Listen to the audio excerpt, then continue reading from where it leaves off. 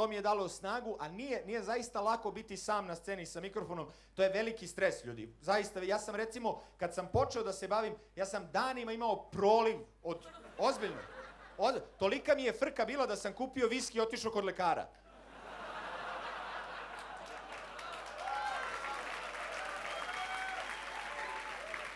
Ne, čekaj, ima dalje. Pita me doktor, kaže, šta osjećate? Rekao, osjećam, doktore, ako prdnem, usraću se.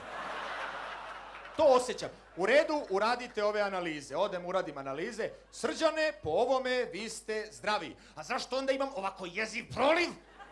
Možda ga imate od stresa. A šta ako nije od stresa? Zato vas i šaljemo na dodatnu analizu. Vi sad lepo idete na rektoskopiju. Čekaj, vi svi znate šta je rektoskopija? Ja pojma nisam imao. Pazi, ja ga pitam, rekao, doktore, šta je to rektoskopija? Kaže, vidjet ćete, to su kamere, to je snimanje. A mi glumci kad čujemo kamere i snimanje, samo pitamo ili ima neko keša uz to.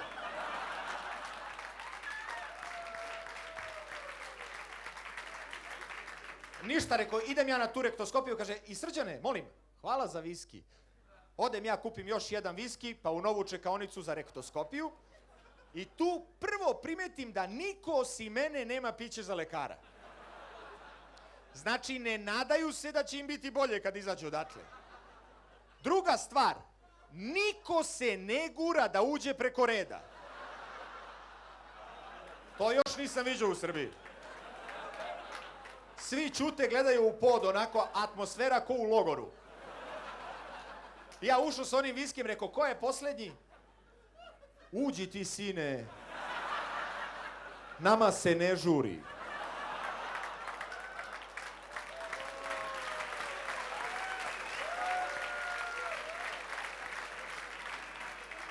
Uđem ja unutra, jedna fina, ljubazna, mlada doktorka uze onaj moj karton.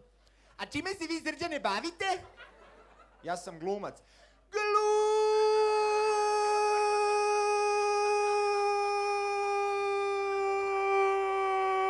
jao divno, sjajno, jao fenomenalno. Glumac nam došao na rektoskopijicu kukulele. A šta je, rekao, tačno ta rektoskopija? Nisam se do sad sretao sa tim. To je, znate, onaj jako neprijatan pregled kad se vi ovako namestite, a mi vam gurnemo kamericu u guzu i onda ovako na monitoru gledamo, rekao, ček. Izgleda da mi je proliv udario na sluh.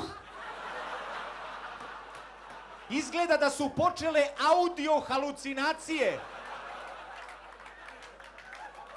Reko ste li vi, reko, čekajte, doktorka, reko ste li vi kamericu u guzu? Jeste, Srđane, u vašu guzu gurnemo kamericu i onda gledamo. Ma ne dolazi u obzir! Miči mi se, čekajte, Srđane, ali to ništa ne boli.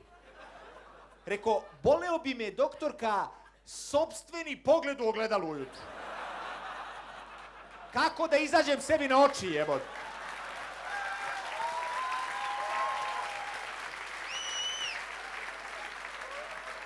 Ne bi mogo da se obrijem, bre, ono, primio si kameru u dupe, majko ti. Znaš, prosto ne ide. Ali, dobro, čekajte, Srđane, smirite se, evo, vi ste glumac, pa šta ako sam glumac, zato treba mi gurnete kameru u dupe. Ne, čekajte, eto, vi zamislite da je to neka vaša uloga i da vi snimate film. Ma nemoj! A šta bi bila, majke ti, moja uloga, šta sam ja? Pećina u novom Harry Potteru, šta? Već sam video naslov, Harry Potter i govnjivi tunel.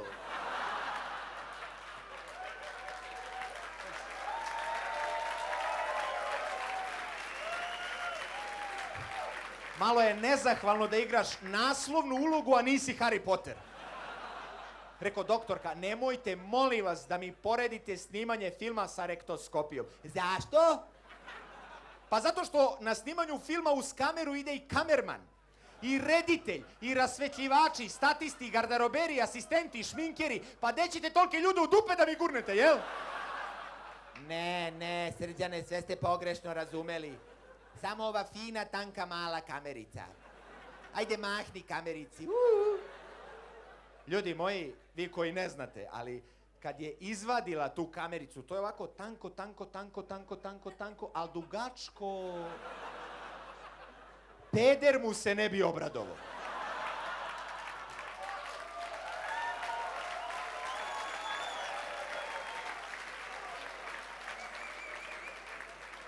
Ja sam već video sebe kako spuštenih pantalona bežim po bolničkom krugu sa tim alijenom u dupetu sve.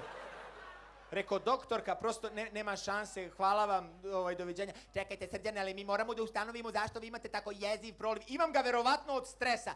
A šta ako nije od stresa? A? Ako je nešto mnogo strašno? Rekao, doktorka, hvala vam, doviđenja. Čekajte, rekao, šta je sad? Hvala za viski. Ma mršu materinu, bre.